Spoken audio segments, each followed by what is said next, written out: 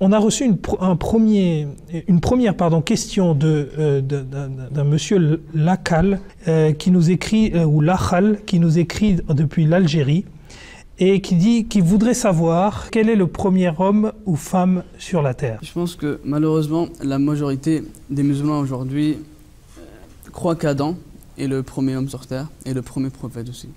Une chose assez difficile à comprendre vis-à-vis de la logique de la science et du Coran lui-même. Donc pourquoi cela est assez difficile à comprendre?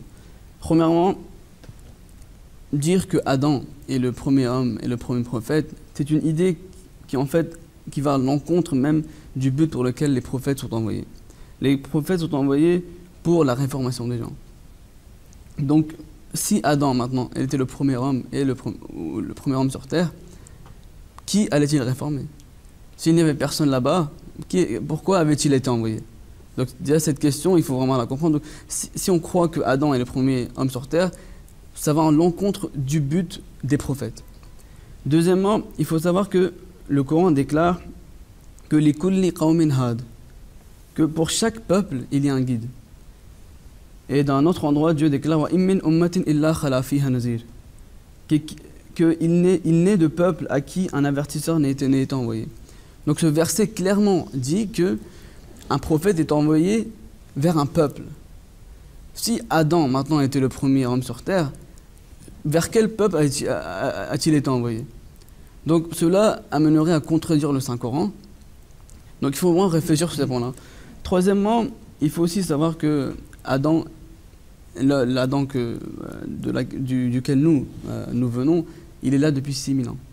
Mais les découvertes ou la science aujourd'hui dit clairement que la présence humaine, elle date d'au moins 55 000 ans.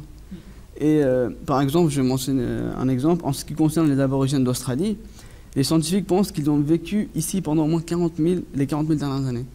Donc, il faut aussi comprendre que le Coran, c'est la parole divine. Et la science, c'est l'acte de Dieu. Comment c'est possible que les paroles de Dieu ou l'acte de Dieu contredit le Coran? Car en fait, le créateur de l'univers, c'est en réalité Dieu. Donc il faut aussi réfléchir à cela. Maintenant, je vais un peu aller en détail avec le point de vue du Saint-Coran. Et je vais vous présenter des versets coraniques qui vraiment prouveront catégoriquement que Adam n'était en aucun cas le premier homme sur terre, mais il était en fait le premier prophète récipiendaire de la révélation divine.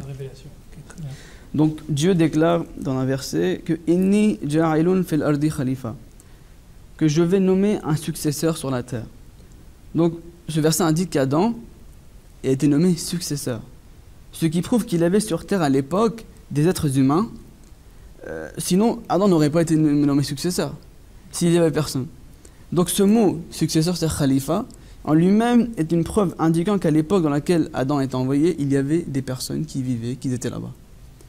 Après, il y a un autre verset dans la même sourate, sur Al-Baqarah, où Dieu déclare à Adam, où maintenant il faut vraiment réfléchir à ce verset.